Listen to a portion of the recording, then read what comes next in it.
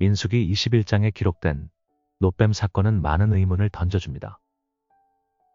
하나님은 왜 뱀 형상을 만들라고 지시했을까요? 저는 동물 중에 가장 징그럽고 무섭게 생각하는 것이 뱀입니다. 더욱이 뱀은 아담과 하와를 타락케 한 상징적 동물입니다. 뱀은 고대 근동 지방에서 지하세계로부터 온 악한 힘과 혼돈의 상징입니다.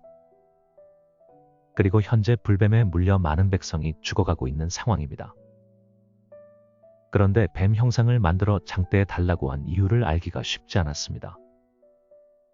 더욱이 예수님은 니고데모와 대화하는 중에 자신도 노뱀처럼 들려야 할 것이라고 했습니다.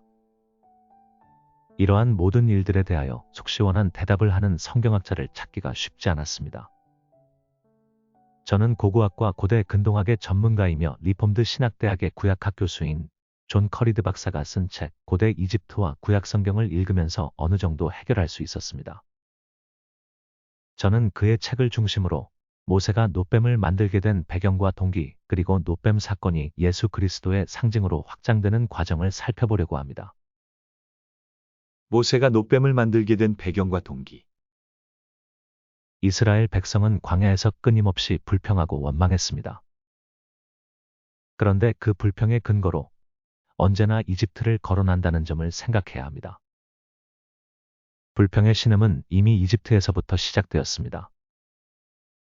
그들은 모세 때문에 바로 왕에게 더 큰 학대를 받는다고 불평하였습니다.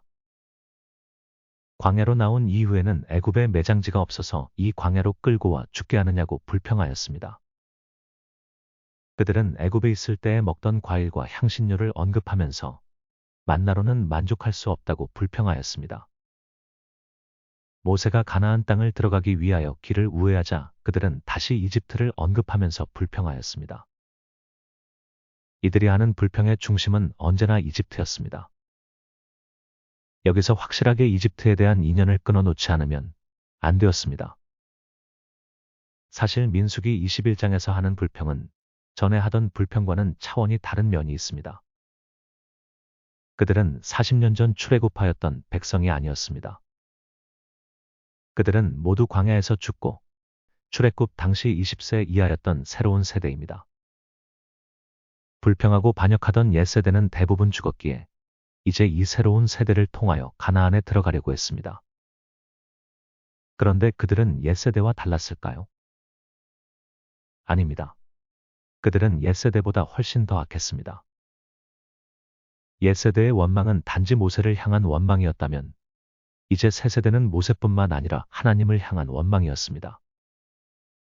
백성이 하나님과 모세를 향하여 원망하되 어찌하여 우리를 애굽에서 인도해 내어 이 광야에서 죽게 하는가? 이곳에는 먹을 것도 없고 물도 없도다. 우리 마음이 이 하찮은 음식을 싫어하노라. 그들은 하나님께서 주신 만나를 하찮은 것이라고 하나님을 향하여 직접적으로 원망하였습니다. 하나님은 불뱀을 보내어 그들을 징계하였습니다. 불뱀은 히브리어로 샤리프로서 이집트에서 기원한 단어입니다. 이집트에서는 뱀을 불을 뿜는 신적 존재로 생각했습니다. 고대 이집트인들은 뱀의 위험과 보호로 인해 뱀을 숭배했습니다. 그래서 파라오가 쓰는 왕관 전면에는 신들의 권능으로 가득 찬 격분한 코브라 암컷 형상을 만들어 달았습니다. 그들은 그 뱀이 불을 내뿜어서 자신들을 보호할 거라고 생각했습니다. 피라미드에는 이런 글이 써 있습니다. 오 붉은 왕관이여, 오 마술사여, 오 불같은 뱀이여, 당신을 향한 두려움처럼 나를 향한 두려움이 되게 하소서. 그러므로 민수기 21장에서 이스라엘 백성이 이집트를 근거로 해서 불평할 때 이집트의 상징물인 불뱀을 보내 그들을 징계하였습니다. 그렇다면 하나님은 왜 노뱀을 만들어 매달라고 하였을까요? 모세가 광야에서 뱀 형상의 노뱀을 만들어 백성을 치유하려 했던 의도는 고대 이집트의 종교와 문화에서 유입된 상징과 관련이 깊습니다. 고대 이집트인들은 공간마법을 잘 알고 있었습니다. 이집트 문헌을 살펴보면 뱀에 물린 것은 뱀으로 치료한다는 내용이 있습니다. 모세는 광야에서 백성이 뱀에 물려 죽어가는 절박한 상황에서 이집트에서 통용하던 공간마법적 접근을 떠올렸을 수 있었을 것입니다. 이집트인들은 위협 세력을 파괴하려고 그 세력들의 형상을 복제하여 파괴함으로 죽여버렸습니다. 뱀 형상은 고대 이집트의 예식에서 왕의 통치권을 상징하는 표상이었습니다.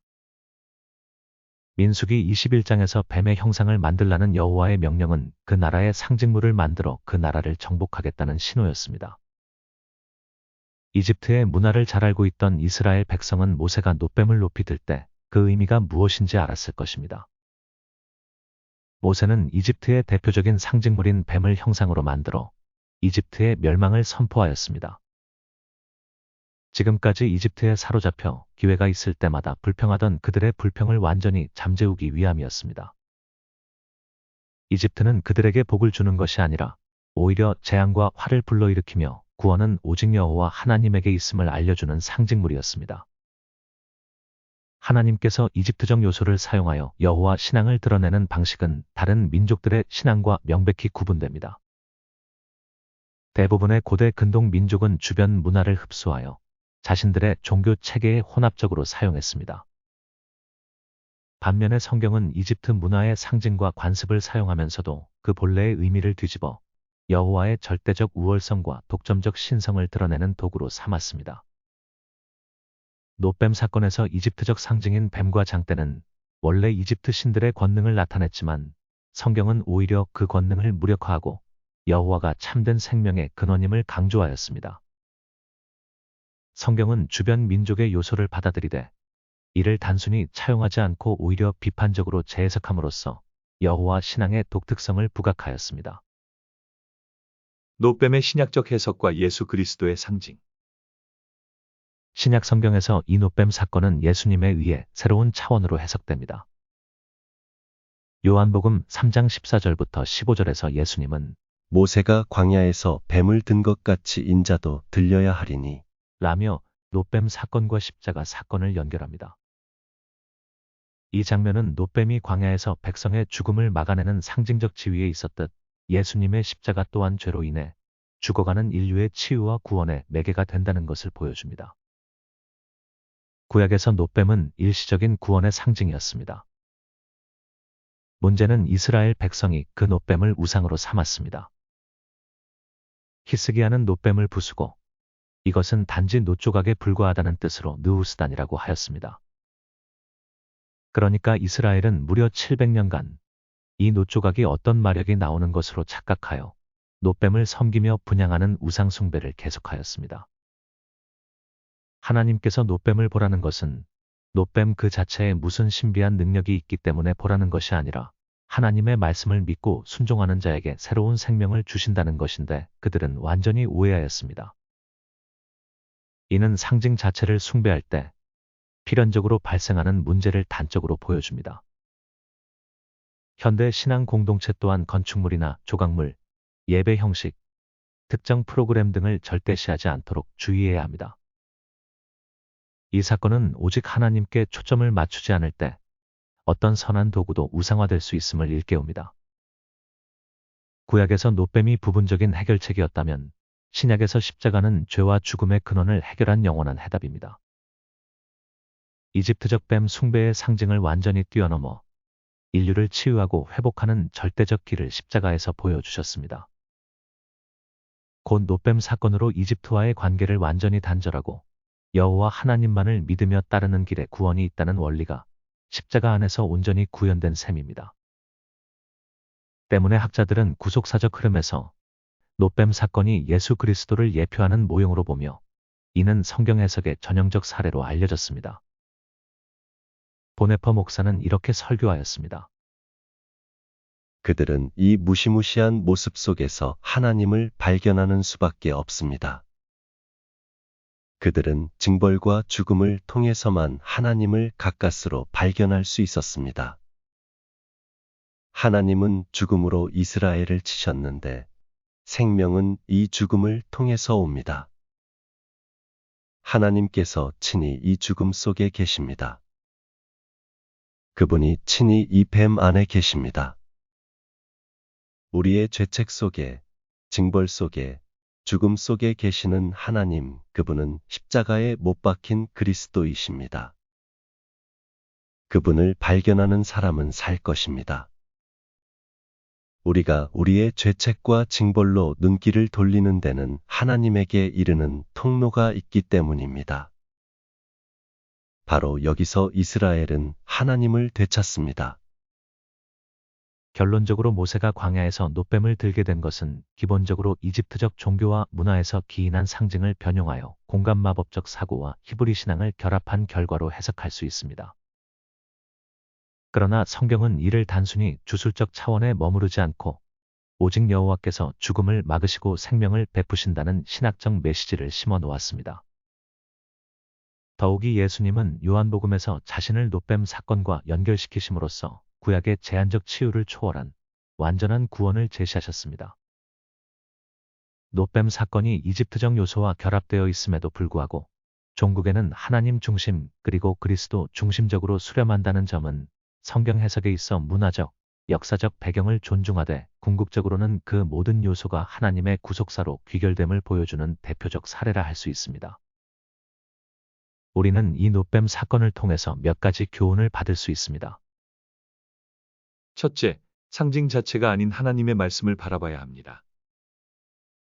뱀 형상을 보라고 한 것은 뱀 형상에 무슨 마력이 있어서가 아니라 하나님의 말씀을 믿고 순종할 때 치유가 이루어진다는 사실을 강조하기 위함입니다. 이스라엘 백성은 결국 놋뱀을 우상화하여 700년 가까이 분양했지만 하나님은 그것이 단순한 놋조각에 불과하다는 것을 알게 하십니다. 오늘날 교회 역시 예배 형식이나 건축물, 프로그램 등의 도구를 지나치게 높이 평가하면 우상화할 위험이 있습니다. 언제나 핵심은 오직 하나님의 말씀에 대한 믿음과 순종임을 기억해야 합니다. 둘째, 과거의 집착을 끊고 오직 하나님께 집중해야 합니다. 이스라엘 백성의 불평은 언제나 이집트를 근거로 했습니다. 이미 40년 전에 출애굽했음에도 불구하고 새로운 세대조차 이집트에서 먹던 음식과 생활을 그리워하며 원망했습니다. 하나님은 그들이 의지하던 이집트적 상징인 뱀을 이용해 오직 여호와만이 구원자임을 각인시키셨습니다. 현대 그리스도인도 과거의 삶, 과거의 방식에 대한 집착을 내려놓고 현재 하나님이 행하시는 일에 집중할 때 진정한 변화와 자유를 경험할 수 있습니다. 셋째, 십자가 사건을 통해 완성된 궁극적 치유와 구원을 바라봐야 합니다. 놋뱀 사건은 임시적인 치유와 구원을 상징했습니다. 그러나 이스라엘은 그것을 우상시하여 참된 구원자를 놓쳤습니다. 신약에서 예수님은 자신을 놋뱀에 비유하시며 십자가가 죄와 죽음에 대한 완전한 해답임을 선포하셨습니다. 보네퍼가 강조하듯 징벌과 죽음 속에서도 하나님이 계심을 발견할 때 생명이 주어진다는 것은 곧 십자가에 못 박힌 그리스도를 말합니다. 그러므로 그리스도인은 자신의 죄를 돌아보고 회개하며 눈을 들어 십자가를 바라봄으로써 완성된 구원의 능력을 실제로 누리는 믿음의 삶을 살아야 합니다. 복음 전파를 위하여 힘쓰는 로고스 커뮤니티를 구독해 주시고 후원해 주시면 감사하겠습니다. 감사합니다.